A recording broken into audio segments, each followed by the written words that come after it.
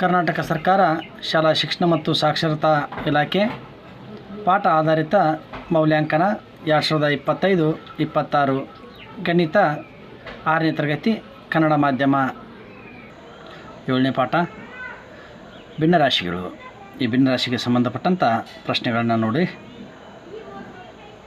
ನಿಮಗೆ ಭಿನ್ನರಾಶಿ ಚೆನ್ನಾಗಿ ಗುರುತಿರುತ್ತೆ, ಯಾಕೆಂದರೆ ನಾವು ಅಪ್ ಟು 3ನೇ ಕ್ಲಾಸ್ ನಂತರ ಭಿನ್ನರಾಶಿ ಬಗ್ಗೆ ತಿಳಿದುಕೊಳ್ಳುತ್ತಾ ಹೋಗ್ತೀವಿ. ಅದರ ಮುಂದುವರೆದ ಭಾಗ ಇಲ್ಲಿರುತ್ತೆ.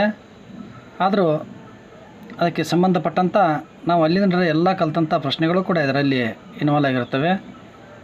ಅದಕ್ಕೆ ಸಂಬಂಧಪಟ್ಟಂಗೆ ನಾವು ಆನ್ಸರ್ಗಳನ್ನ ಈಸಿಯಾಗಿ ಮಾಡ್ತಾ ಹೋಗ್ಬೋದು. ನೋಡಿ, ಕೆಳಗಿನ ಭಿನ್ನರಾಶಿಗಳನ್ನು ವಿಷಮ ಭಿನ್ನರಾಶಿಗಳಾಗಿ ಪರಿವರ್ತಿಸಿ ಈಸಿಯಾಗಿ ನಾವು ಮಾಡ್ಕೋತಾ ಹೋಗ್ಬೋದು.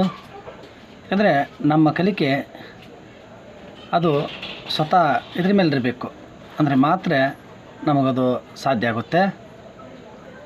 ಮರ್ಯಾದೆ ಹಾಗೆ ನಮಗೆ ಉಳಿಬೇಕಂದ್ರೆ ಸ್ವಯಂ ಕಲಿಕೆ ಇರಬೇಕು ಗಣಿತದಲ್ಲಿ.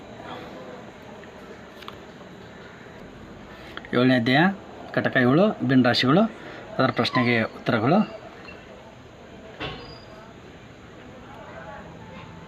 ನೋಡಿರಿ, 17ರವರೆಗೂ ಇಲ್ಲಿವೆ ಮತ್ತು 21ರವರೆಗೂ ಉತ್ತರಗಳಿವೆ. ಇಲ್ಲಿ 27ರವರೆಗೂ ಉತ್ತರಗಳನ್ನು ನಾವಿಲ್ಲಿ ನೋಡ್ಬೋದು ಈ ಪೇಜ್ದಲ್ಲಿ. ಇಲ್ಲಿ ನಾವು 31ರವರೆಗಿನ ಉತ್ತರಗಳನ್ನು ಇಲ್ಲಿ ಕಾಣುತ್ತೇವೆ. ಇಲ್ಲಿ 35, 36ನೇದು, 37ನೇದು ಸ್ವಲ್ಪ ಲೆಂದಿಯಾಗಿದೆ. 38, 39, 40, 41, 42, 43, 44, 45, 46 ಮತ್ತು 47 ಪ್ರಶ್ನೆಗಳನ್ನು ಇದು ಒಳಗೊಂಡಿದೆ. 8ನೇ ಅಧ್ಯಾಯ ಇದಕ್ಕೆ ಸಂಬಂಧಪಟ್ಟಂಥ ಕಲಿಕಾಂಶಗಳು.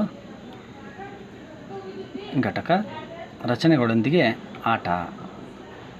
ಚೌಕು ಹೊಂದಿರುವ ಸಮಭಾಗಗಳ ಸಂಖ್ಯೆ, ಚೌಕ ಎಷ್ಟು ಸಮಭಾಗಗಳನ್ನು ಹೊಂದಿರುತ್ತೆ. ಈಸಿಯಾಗಿ ಸರಳತೆಯಿಂದ ಕಠಿಣತೆಯಡೆಗೆ ಈ ಪ್ರಶ್ನೆಗಳು ಸಾಗಿರುತ್ತವೆ. ಈಗ 6ನೇ ತರಗತಿಯ ವಿದ್ಯಾರ್ಥಿಗಳ ಜೊತೆಗೆ ದೊಡ್ಡವರಿಗೂ ಕೂಡ, ಅಂದರೆ ಈಗ TET ಮತ್ತು ರೈಲ್ವೆ ಎಕ್ಸಾಮ್ಗಳಲ್ಲಿ ಇದೇ ರೀತಿ ಪ್ರಶ್ನೆಗಳು ಬರ್ತವೆ. ಆ ಪ್ರಶ್ನೆಗಳನ್ನು ಉತ್ತರಿಸಲು ತುಂಬ ಸಹಾಯ ಮಾಡುತ್ತವೆ. ಆದ ಕಾರಣ ನೆಗ್ಲೆಕ್ಟ್ ಮಾಡಬೇಡಿ. ನಿಮಗೆ ಯೂಸ್ಫುಲ್ ಅನಿಸಿದರೆ ಒಂದು ಕಾಮೆಂಟ್ ಮಾಡಿ ಕಾಮೆಂಟ್ ಬಾಕ್ಸ್ದಲ್ಲಿ. ಯಾಕೆಂದರೆ ಎಷ್ಟು ಹೆಚ್ಚು ಕಾಮೆಂಟು ಲೈಕ್ ಬರ್ತವೆ ಅಷ್ಟೇ ನಾವು ಮೆಂಟಲ್ ಎಬಿಲಿಟಿ ಕೂಡ ಪ್ರಶ್ನೆಗಳನ್ನು ಕೂಡ ಬಿಡಿಸಲು ನಮಗೆ ಒಂಥರ ಪ್ರಚೋದನೆ ಆಗುತ್ತೆ. ನೀವು ಮಾಡುವಂಥ ಕಾಮೆಂಟ್ಸು ಉತ್ತರ 8ನೇ ಪಾಠದ ಉತ್ತರಗಳು. ನೀವು ಮಾಡುವಂಥ ಕಾಮೆಂಟ್ಸು ನಮಗೆ ಹೆಚ್ಚಿನ ವಿಡಿಯೋಗಳನ್ನು ಮಾಡಲು ಪ್ರೋತ್ಸಾಹದಾಯಕವಾಗಿರುತ್ತೆ. ಹಾಗೆ ಯಾರು ನಮ್ಮ ವಿಡಿಯೋವನ್ನು, ನಮ್ಮ ಚಾನಲ್ನ ಸಬ್ಸ್ಕ್ರೈಬ್ ಮಾಡದೆ ನೋಡ್ತಿರ್ತೀರೋ ಅವರ ಪ್ಲೀಸ್ ಸಬ್ಸ್ಕ್ರೈಬ್ ಮಾಡಿ, ಬೆಲ್ ಬಟನನ್ನು ಒತ್ತೋದನ್ನು ಮರಿಬೇಡಿ. ಯಾಕಂದರೆ ನಾವು ಯಾವುದೇ ವಿಡಿಯೋವನ್ನು ಮಾಡಿದರೂ ಫಸ್ಟ್ ನೋಟಿಫಿಕೇಷನ್ ನಿಮಗೆ ಬರುತ್ತೆ.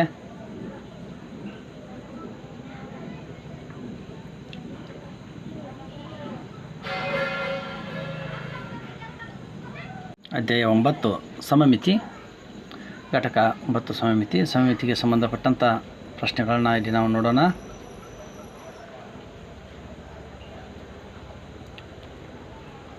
ಸಮಮಿತಿಗೆ ಸಂಬಂಧಪಟ್ಟಂಥ ಪ್ರಶ್ನೆಗಳು.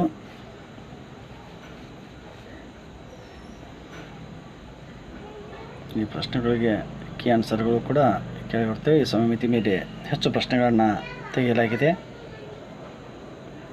ನೋಡಿ, ಆ ಚಿತ್ರಗಳನ್ನು ನೋಡುತ್ತಾ ಹೋದಂತೆ ಆ ಪ್ರಶ್ನೆಗಳನ್ನು ನೋಡಿದಾಗೆ ನಮಗೆ ಆನ್ಸರ್ಗಳು ಹೊಳೆದೇ ಹೊಳೆಯುತ್ತವೆ.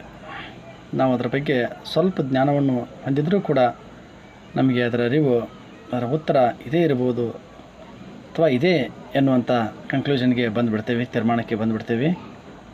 ಆದ ಕಾರಣ ಇವೆಲ್ಲವೂ ನಿಮಗೆ ತುಂಬ ಯೂಸ್ಫುಲ್ ಆಗಿವೆ. ಸಮಮಿತಿ ಘಟಕಕ್ಕೆ ಸಂಬಂಧಪಟ್ಟಂಥ ಉತ್ತರಗಳು.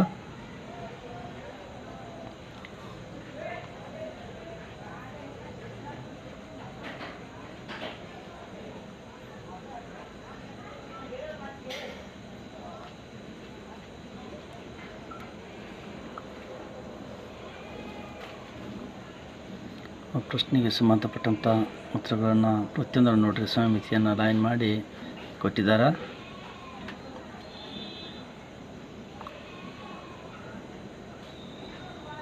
ಇದನ್ನು ನಾವು ನೋಡ್ತಾ ಇದನ್ನು ಬರಿತಾ ಹೋದಂಗೆ ನಮಗಿದರ ಸಂಪೂರ್ಣವಾದ ಪರಿಕಲ್ಪನೆ ಎಲ್ಲ ಅರ್ಥ ಆಗಿಬಿಡುತ್ತೆ. ನಾವು ಯಾವುದೇ CET TET ಯಾವುದಕ್ಕೆ ಓದಬೇಕಾದ್ರೂ 5ನೇ ತರಗತಿ ನಂತರ ನಾವು ಸ್ಟಾರ್ಟ್ ಮಾಡಬೇಕು ಅಂತ ಹೇಳ್ತಾರೆ.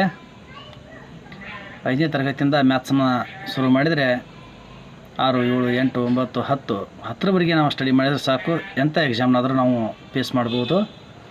ಈ 10ನೇ ತರಗತಿಯ ಎಲ್ಲ 6ನೇ ತರಗತಿಯ ಕೊನೆಯ ಅಧ್ಯಾಯ 10 ಸೊನ್ನೆಯ ಮತ್ತೊಂದು ಬದಿ ಎನ್ನುವಂಥ ಘಟಕ. ಈ ಘಟಕದ ಪ್ರಶ್ನೆಗಳು, ಈ ಪ್ರಶ್ನೆಗಳನ್ನು ನೋಡುತ್ತಾ ಸಾಗೋಣ. ನೋಡಿ,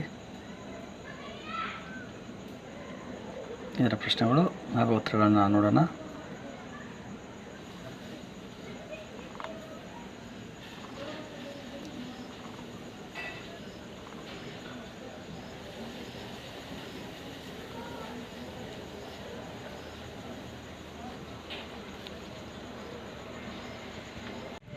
ಘಟಕ 10ರ ಉತ್ತರಗಳು, ಸೊನ್ನೆಯ ಮತ್ತೊಂದು ಬದಿಯ ಉತ್ತರಗಳು.